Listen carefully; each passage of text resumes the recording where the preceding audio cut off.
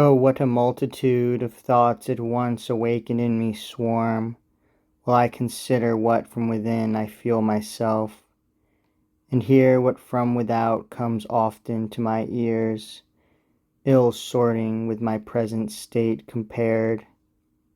When I was yet a child, no childish play to me was pleasing. All my mind was set serious to learn and know, and thence to do what might be public good. Myself I thought born to that end, born to promote all truth, all righteous things. Therefore above my years the law of God I read, and found it sweet, made it my whole delight, and in it grew to such perfection, that ere yet my age had measured twice 6 years, at our great feast I went into the temple, there to hear the teachers of our law, and to propose what might improve my knowledge or their own, and was admired by all. Yet this not all to which my spirit aspired. Victorious deeds flamed in my heart, heroic acts, one while to rescue Israel from the Roman yoke, then to subdue and quell o'er all the earth brute violence and proud tyrannic power, till truth were freed and equity restored.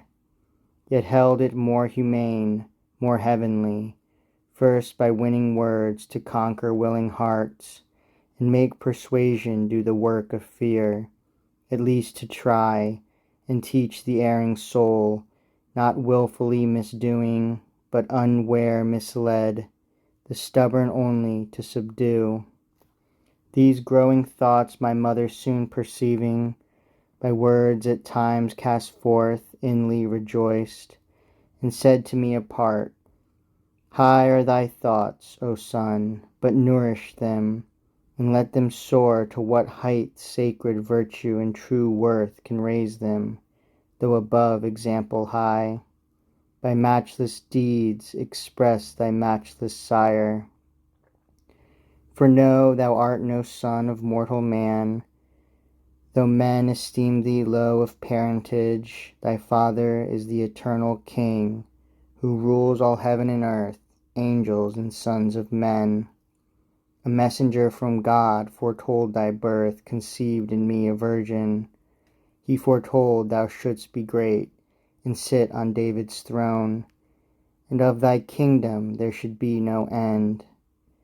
At thy nativity a glorious choir of angels in the fields of Bethlehem sung to shepherds watching at their folds by night, and told them the Messiah now was born, where they might see him. And to thee they came, directed to the manger where thou lay'st. For in the inn was left no better room.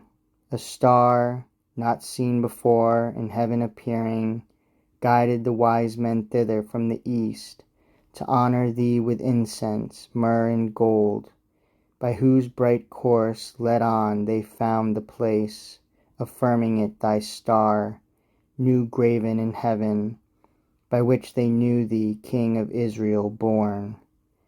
Just Simeon and prophetic Anna, warned by vision, found thee in the temple, and spake before the altar and the vested priest like things of thee to all that present stood. This having heart, straight I again revolved the law and prophets, searching what was writ concerning the Messiah, to our scribes known partly, and soon found of whom they spake I am. This chiefly, that my way must lie through many a hard assay, even to the death, ere I the promised kingdom can attain, or work redemption for mankind, whose sins' full weight must be transferred upon my head. Yet neither thus disheartened or dismayed, the time prefixed I waited, when behold the Baptist, of whose birth I oft had heard, not knew by sight, now come, who was to come before Messiah, and his way prepare. I, as all others, to his baptism came, which I believed was from above. But he straight knew me, and with loudest voice proclaimed me him, for it was shown him so from heaven. Me him whose harbinger he was, and first refused on me his baptism to confer, as much his greater, and was hardly won.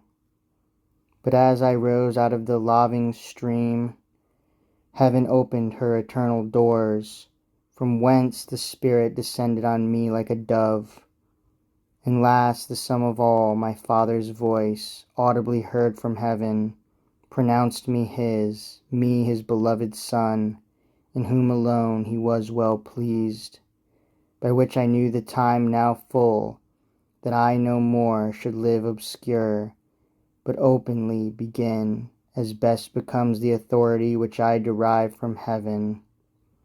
And now by some strong motion I am led into this wilderness, to what intent I learn not yet. Perhaps I need not know, for what concerns my knowledge God reveals.